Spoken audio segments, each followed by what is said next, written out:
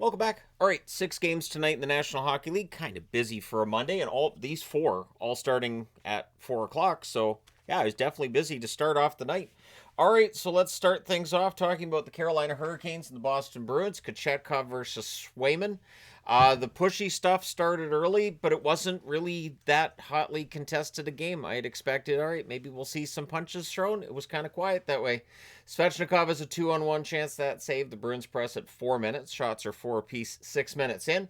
The Bruins draw a power play. That's killed off. 1 shot on net during that. The Canes press at the half. We get a power play for Carolina. That's killed off. Shots are 8-6 for the Canes with 4.5 minutes left. The Canes press with 2 minutes left. Svechnikov's denied on a rush. Geeky then can't bury one and close towards the end of the period. We have no score after the first. Second period, the Canes press at 3 minutes. Shots are 3-1, Carolina 4 minutes in. The Bruins press, they're kept to the outside. Jarvis is robbed on a fast break, and then at 8:25, it is Stahl bearing a rebound from the doorstep to open the scoring for Carolina. Nystrom and Carrier with the assist, so it's 1-0. The Canes press for another. Walker has a turnover chance. That's blocked. The Bruins were having a lot of puck control issues at this point in the game. There's a post for Ehlers. The Canes are in complete control. Corrali then has a rush chance. That's held. Shots are 9-5 Carolina with 7 minutes left. Canes press with 6.5 left and at 13:33. So as I'm writing it on the board, Jankowski buries a rebound. Hall and Walker with the assists. It's a 2-0 lead for Carolina. Bruins press with 4 minutes left. Some good forechecking then by the Canes. With 1:47 left, the Bruins go to the power play. There was a post for Jarvis on a shorthanded breakaway, so Seth Jarvis had opportunities tonight. Lowry then has a buzzer beater. That's denied, but it's still 2-0 for Carolina after 2. Third period, the Canes do finish killing off that penalty. Just 13 seconds left in to start the third. Things get pushed in a hold by Kochetkov. Boston presses at 2 minutes. Nikishin has a slot chance. That's kicked aside. Jeannot has a one-timer. That's fired wide. The Bruins press at 7 minutes. We get 2 minutes of 4-on-4. The shots are 6-2 for Boston with 9.5 minutes left. The Canes draw a power play. That's killed off. Minton's denied on a rush right after that's done. The Canes press with 5.5 minutes left. But with 5:21 left, it's an offensive zone penalty by the Canes. Boston goes to the power play. So that's killed off as well. Then at 17:27, Taylor Hall goes around Swayman on a 2-on-1 rush and buries it. Nystrom with the assist there. And that makes it 3-0 with 1:52 left. Boston gets a power play, and they score on it just to wreck the shutout. At 19 minutes and 50 seconds, 10 seconds left for that shutout, Tufte gets the goal from Asimont and Yoki Haru. It ends up being a 3-1 score for Carolina. Shots on net, 10-9 Carolina in the first, 13-7 Carolina in the second, 14-9 Boston in the third. Final shots 32-30 in favor of Carolina. Power plays, Carolina 0-2, Boston 1-4. The hits 26-19 for Boston. Kochetkov saves 29 out of 30. Swayman saves 29 out of 32. All right, moving along. Edmonton and Buffalo, Skinner versus Ellis. Early press by the Sabres. However, they don't get to the net. The only shot on net belongs to Edmonton 4 minutes in. Press by the Oilers at 5.5 minutes. We get a power play for Buffalo. That's killed off. 1 shot on net during that. The Oilers then get a power play. That's killed off as well. The shots are 3 apiece with 7 minutes left. McLeod has a chance. That's caught and held. Sabres press with 5.5 minutes left. Then with 1:24 left, Buffalo gets a power play, and they score on it. At 19:03, it's Ostlund. And Ostlund's having a good run right now with Buffalo. Roseanne and Dahlin with the assists. The Oilers press to respond, but it's 1-0 Buffalo after the first. Second period, Thompson has a rush that's defended. The shots are 3-1 Sabres at 3 minutes. Thompson then fires one wide from the slot. Before, at 4:29, Roslovic with a one-timer from the slot on a rush ties the game at 1. The assists to Draisaitl and Mangiapane. The Oilers then look for the lead. The shots, though, are 8-3 for Buffalo at 7.5 minutes. And at 8:41, Bowen Byram gets his first of the season. Kozak and Krebs with the assists. Buffalo has their lead back. And then at 9:43, so a minute and 2 seconds later, Malenstein tips in a point shot to make it 3-1. Dahlin and Samuelson with the assists. Buffalo with the 3-1 lead on the Oilers. Wallman exits for repairs on a high stick. There was no penalty given on that. The Oilers press with 8 minutes left. The Sabres aren't giving a path to the net. Roslovic has a one-timer. That's held. Kozak has a net feed that's picked off. Everything gets kind of punchy at the horn. I didn't see any calls out of that, so yeah, punching at the horn's okay. It's 3-1 in favor of Buffalo. Third period, McDavid has a rush chance that's held. Nurse then has a shot that's held as the Oilers get some pressure. Quinn's net feed gets blocked, and then the Oilers press at 5 minutes. Good forechecking, though, by Buffalo, and the shots are 4-2 for Buffalo at 7.5 minutes. Then at 7:55, Ostlund scores. He puts one past a screen from the right circle, done with the assist. There's a near miss for McLeod on a rush. Ostlund has a rush chance that's kicked aside. And then the Oilers start getting a lot of pressure. They press with 7.5 minutes left. Tuck then misses one wide on a net drive. The Sabres get some pressure there. The Oilers with more pressure with 4.5 minutes left. In fact, with more than 4 minutes left, they pull the goaltender. They had opportunities, but at 17:37, Tage Thompson hits the empty net and makes the final score 5-1. Buffalo, huge win over the Oilers. We'll see if they can build on it. I know. Shots on net, 7-6 Edmonton in the first, 13-10 Buffalo in the second, 16-9 Edmonton in the third. They do outshoot Buffalo 33-28. Power plays, Edmonton 0-1. Buffalo 1-2. The hits, 20-13 Edmonton. Skinner saves 23-27. Ellis, he's turning out to be a pretty good waiver wire pickup for Buffalo. 32 saves on 33 shots. And good for him. I honestly think it's great when you see these stories during the season of goaltenders kind of coming out of nowhere. Speaking of which, the Canucks and the Florida Panthers, when I saw Patera was in the net for Vancouver, I know he's had a rough season in Abbotsford because almost everybody in Abbotsford has, and it's Bobrovsky at the other end and it's Florida. So my expectations were really quite low. Early press by Florida. The Panthers draw a power play. That's killed off. 7 minutes in, the shots are 4-0 for Florida. Good forechecking by the Panthers as well. The Panthers press with 9.5 minutes left. The Canucks then press with 7 minutes left. Schwint got hurt in a collision with Bobrovsky. It's just one of those fluke things. He did exit. I didn't see him come back in. Doesn't mean he didn't, just I didn't see him come back in. At 14:50, O'Connor buries a loose puck from the doorstep to make it 1-0 Vancouver. Myers and Hughes with the assists. Then the Canucks draw a power play, and they score on it. At 15:14, it's DeBrusk. It's a cross-crease pass and in, and Vancouver scored on both of their first two shots. The assists to Sherwood and Hughes. But then at 15:48, so 34 seconds later, Florida gets it back. It's Greer from the slot on a rush for Hagee and Bennett with the assists, and then with 58 seconds left, Florida gets a power play. They score on that as well. 19:52, it's 5-hole on a rush by Jones. The assist to Reinhart and Bobrovsky, and then I think it was Marcus Pettersson goes right into the box when the goal scored, so Florida right back to the power play. So it's 2-2 after one. Second period, Vancouver does finish killing that penalty, but not long after it's done at 2:23. Cunnin buries one from the doorstep. Gregor and Forsling with the assist. Florida has their first lead of the game at 3-2. Get a power play for the Canucks. That's killed off. Reinhart has a rush chance this blocker to side. Panthers press at 5.5 minutes. And then at 6 minutes and 10 seconds on a pass from behind the net, Rodriguez scores. Reinhart and Boquist with the assists. Then a little over a minute after that, Florida scores again. So at 7:17 from the right circle, Lundell gets one, and I thought that one kind of needed a save. The assists to Marchand, I should say, and Ekblad. Almost said Marchment, that close. Marchand and Ekblad. And then, not long after, on only their 7th shot, Vancouver has 3 goals. At 7:55, it's Pettersson from Kane and Hughes. So, Elias Pettersson's getting points. Panthers press to respond. We get a power play for Florida. That's killed off. The Canucks would press in the final minute. But there's a lot of goals after 2 periods of play, and with a lot of goals on the board, we go to the third. There's an early press by Vancouver, and they would score. At 1:24, it's Pettersson from Sherwood and Verlander. Then the Canucks get a power play, and they score on this as well. It's Hronek. It's a cross-ice pass and in on a rush. Sasson and Kane with the assists at 3:14, so it's a 5-5 tie. Not for long. At 4:02, Bennett tips in a point shot. Mikkola and Balinskis with the assists. The Canucks go back to the power play. That's killed off. Florida then gets their 5th power play, and they score on this one as well. At 8:19, it's Jones again. This time Reinhart and Verhaeghe with the assists. We get a power play for Vancouver. They pull the goaltender to make it 6-on-4. That is killed off. With 3:24 left, Florida gets a power play. That becomes 32 seconds of 4-on-4. So the Canucks pull the goaltender again to make it 6-on-4. Marchand says thanks. He hits the empty net for the shorthanded goal at 18:14. And the final score in this one's 8-5. So the 80s magnets on the board. Absolutely bonkers game. But honestly, we got to talk a little bit about the stats from this. So the shots on net, it's Florida the whole way. 11-5 in the first, 16-4 in the second, 14-6 in the third. Final shots 41-15 for Florida. Power plays, both teams go 2 for 6. The hits 24-13 in favor of Florida.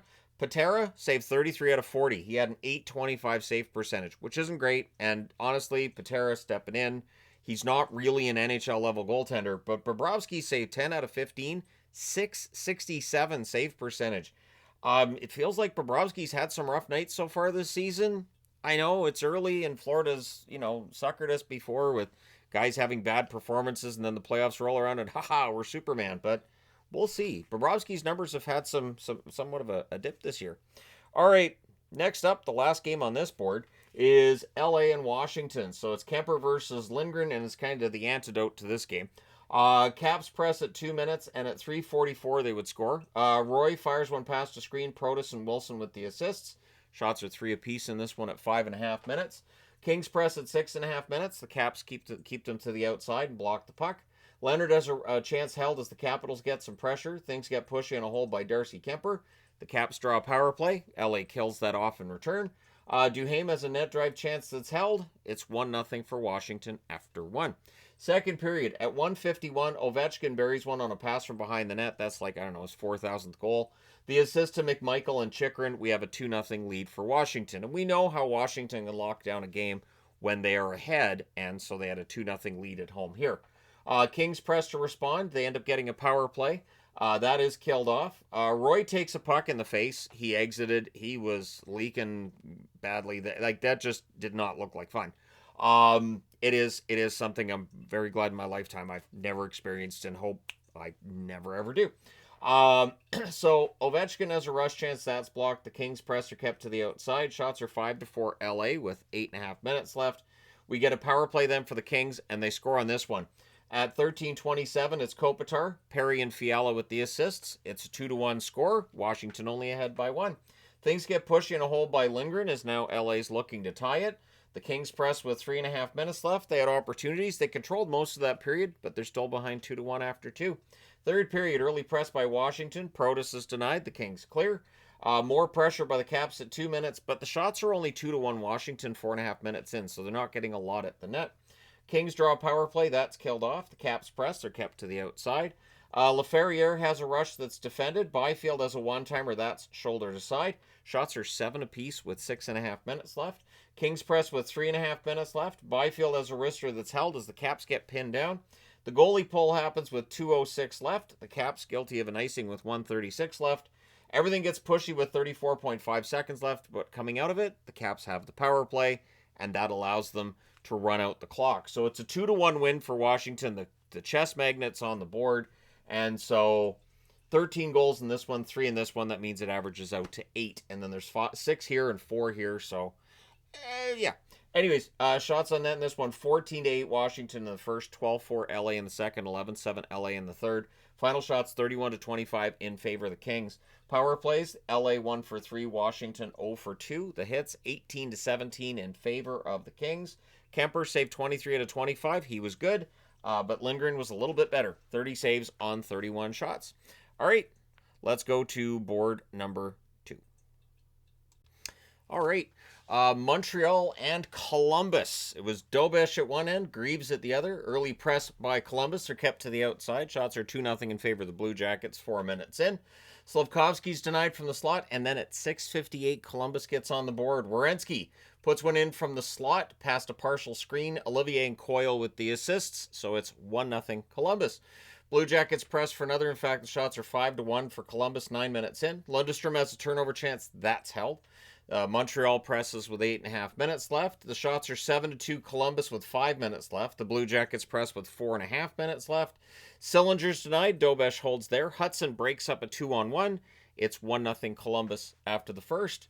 Second period, early press by the Blue Jackets, but not a lot getting to the net. The shots are 1 apiece, 4 minutes in. Canadians press at 4.5 minutes, I should say, and at 4:47, Kapanen buries one on a pass from behind the goal line. Matheson and Demidov with the assists. Montreal then presses for the lead, but there's a press by Columbus at 7 minutes, and actually the shots are 7-1. Canadiens at 8.5 minutes. So, yeah, Utah's not getting much to the net. The Habs score, but it's ruled as offside, and it's offside. Then at 9:47, Fantilli buries one from the inner slot. Marchenko with the assist. Columbus has their lead back at 2-1. Columbus presses for another. They end up getting a power play. That becomes 21 seconds of 5-on-3. They do not score during the 5-on-3, but during the 5-on-4 on the other side, they do. Voronkov puts it in. Marchenko and Werenski with the assists at 13:31. Columbus has a 3-1 lead at home against the Montreal Canadiens. Bolduc was then robbed as the Habs looked to respond. Bolduc just remained snakebit. Gallagher has a net feed that's picked off. It remains 3-1 Columbus after 2. Third period.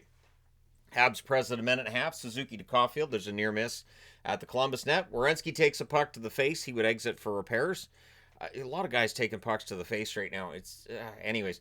The Habs press at 7 minutes. Sillinger's denied on a net drive. The shots are 4-2 Columbus at 8 minutes. But at 8:28, Montreal gets on the board as Josh Anderson, former Blue Jacket, burying one from the doorstep. Roy with the assist. It's a 3-2 lead for Columbus. Then there's a near miss for Anderson as the Habs look to tie. Pressed by Columbus with 9 minutes left. Marchenko has a net drive that gets blocked. Things get pushy on a hold by Greaves. Hudson has a one-timer pass to screen. That's held. The goalie pull happens with 1:51 left, and Montreal would score during the 6-on-5. At 18:41, it's a screenshot that deflects in. Hudson gets the goal. Dobson and Caulfield with the assists. It's a 3-3 tie. So we go to overtime. The Habs controlled early. Dobson's denying close. Demidov has a one-timer that saved, and Greaves was very busy during that overtime, but he was also very good. So we go to a shootout, and Marchenko is credited with the winner in the shootout. Yes, Columbus wins a game that maybe Montreal should have won, but it's a 4-3 shootout victory for Columbus. The shots on net, 10-8 Columbus in the first, 9-6 Montreal in the second, 9-7 Montreal in the third, and Montreal had all 6 shots in overtime. Final shots, 32-23 in favor of Montreal. Power plays, Montreal didn't have one. Columbus went 1 for 2. The hits, 17-15 Montreal. Dobesh, 20 saves on 23 shots. Greaves saved 29 out of 32. And the game that just finished, the Anaheim Ducks at home against the Utah Mammoth. So it's Vejmelka versus Dostal. The Ducks press at 2 minutes. We get 2 minutes of 4-on-4. Utah then presses at 4.5 minutes. Shots are 2-0 for the Ducks at 6 minutes. So there were long stretches of this game where it was kind of quiet. People would say boring, but I'm not going to say that. But there were definitely points where this game was quiet. Utah presses. They're still not getting shots. We get a power play for the Mammoth. That's killed off. They did get their first shot during that power play, though. Net feed to Seneca gets poke-checked away by Vejmelka. But then at 15:52, Lacombe finally gets his first goal of the season. He's been playing well. He roofs it on a tic-tac-toe play off the rush. Strome and Killorn with the assists. So the Anaheim Ducks with a 1-0 lead. Ducks press with a minute and a half left, and so they lead 1-0 after the first. Pretty good first period. Second period, Schmaltz has a wrister that's held as Utah presses. The Ducks press at 2.5 minutes. We get a power play for Anaheim. That's killed off. The Ducks press after it's come to an end. Lacombe has a one-timer. That's caught and held. Shots are 5-3 Anaheim at 7 minutes. The Mammoth press, Carconi gets denied. The teams trade turnovers. Not the last time you'll hear me say that for this one. Anaheim presses with 8.5 minutes left. Hayton has a turnover chance that gets blocked. The shots are 8-4 for the Ducks with 4.5 minutes left. Terry has a wrister that's caught and held, and then at 18:12, Utah would tie it. Gunther, it's a one-timer cross-ice pass from Schmidt. Marino with the other helper. It's a 1-1 tie. The Ducks press for a response, but it stays 1-1 after 2. Third period, Utah presses at a minute and a half. Keller hits the outside of the net on a rush. The next Keller chance gets held. The fans call one, the referee doesn't. The fans called a lot of penalties in that third period. The reality was the refs weren't calling anything on anybody in that third period. It was kind of a free-for-all. Shots are 2 apiece at 7 minutes. The Ducks press at 7.5 minutes. The ref is informed that he sucks. Didn't listen. There's still no calls. Then at 9:19, on a one-timer on a cross-ice pass, yep, it's the same play, and Utah has the lead. It's Cooley making it 2-1. Sergachev and Schmaltz with the assists. So Sergachev does the same thing Schmidt did, and it's the same result, 2-1. Ducks press with 9.5 minutes left. The teams trade rushes and turnovers. Cooley's denied from the doorstep. Utah presses with 6.5 minutes left. There's more pressure from the Mammoth with 4 minutes left. Goalie pull happens With 2 minutes and 10 seconds left, the Ducks would call a timeout with 1:05 left. Whatever they discussed, well, it works. At 19:55, Terry buries a rebound from the doorstep to tie the game at 2. The assist to Kreider and Gauthier. It also saves this game from getting the dreaded chest magnet. So we go to overtime. The Mammoth would control early. However, at 1 minute and 50 seconds, Zellweger gets one of the easiest goals you're ever going to see. And I for a moment, I thought Vejmelka was going to get back into position. Vejmelka very nearly did, but he wasn't. So Zellweger puts it in the open net. It was a 3-on-2 rush, and Vejmelka comes out to cut the angle, so you just go around him. Seneca and Killorn with the assists. So at 1 minute and 50 seconds, Anaheim, they pulled one out of the fire tonight. They win 3-2 in overtime. Shots on net, 6-5 Utah in the first, 9-7 Anaheim in the second, 10-5 Anaheim in the third. In the overtime, Anaheim had the only shot. It's all they needed. Final shots, 25-18 for Anaheim. Power plays, both teams go 0 for 1. They weren't calling anything. Hits, 20-16 Anaheim. Vejmelka saves 22 out of 25. Dostal saves 16 out of 18. Now all that's left to discuss is, what did this do to the standings? All right, so nothing ends up changing in the top 3. What's interesting is the top 3 in the Central stay the same because Utah doesn't get the 2 points tonight. So by losing that lead with 5 seconds left, Utah stays outside of the playoffs, even though with that extra point, they would have bumped Winnipeg down. I was all ready to bump Winnipeg down, put Utah in the top 3, but no. Anaheim is back in first place with a much-needed victory tonight. Really, honestly, that 3-game losing streak, if it had become 4. They're 12-6-1, 25 points in 19 games. The LA Kings, 10-6-4, 24 points in 20 games. They're now second. Nothing changes down till Utah, who are the top team not in the playoffs, 10-7-2, 22 points in 19 games. Minnesota drops down. The Oilers now 9-8-4, 22 points in 21 games. I keep waiting for Edmonton to get on a roll, and it just hasn't happened. The Vancouver Canucks 9-10-2 now, back below 500 at 20 points in 21 games. None of the rest of the teams in the West played today. Over in the Atlantic, Boston stays in first, even though they lost. So they have played 2 more games than Detroit. Detroit's only 1 point back. Montreal, with the single point tonight, they do not pass Detroit. 10-6-3, 23 points in 19 games. Carolina, with their win tonight, they stay second, but they tie New Jersey 13-5-1, 27 points in 19 games. New Jersey just has the game in hand there. Columbus is now above the playoff line because that's how crazy things still are in the East. 10-7-2, 22 points in 19 games. And a few days ago, Columbus was down, I think, right below Toronto. Maybe where Washington is now. But let's discuss the teams in the East. Ottawa's now below the playoff line again. 9-6-4, 22 points in 19 games. The Rangers drop down. Philly drops down. Florida, with their win, 10-8-1, 21 points in 19 games. So they find themselves outside the playoffs, but they're only 3 points out of first in their division, and they have 2 games in hand on Boston. Tampa 9-7-2, 20 points in 18 games. They're also in that conversation. Washington 9-8-2 now with the win tonight, 20 points in 19 games. Much needed victory. Buffalo, with their win, they're 7-8-4. They have 18 points in 19 games. They have tied Toronto in points. They've also played the same amount of games. Toronto has the tiebreaker, but that's where Toronto's at. They are tied with Buffalo. I will say this, though, that win tonight by Buffalo against Edmonton, I do kind of think that could be the start of something. And yet I have a hard time finishing that sentence because I have said that many times over the last 9 years. So we'll see if this time, if it's going to stick. We'll see. But there you go. You guys are all caught up on tonight's action. Let me know your thoughts in the comment section below as always. Hit like and subscribe in the event you may not have done so already. Thank you guys so much for all your support. It's greatly appreciated. I will talk to you again soon.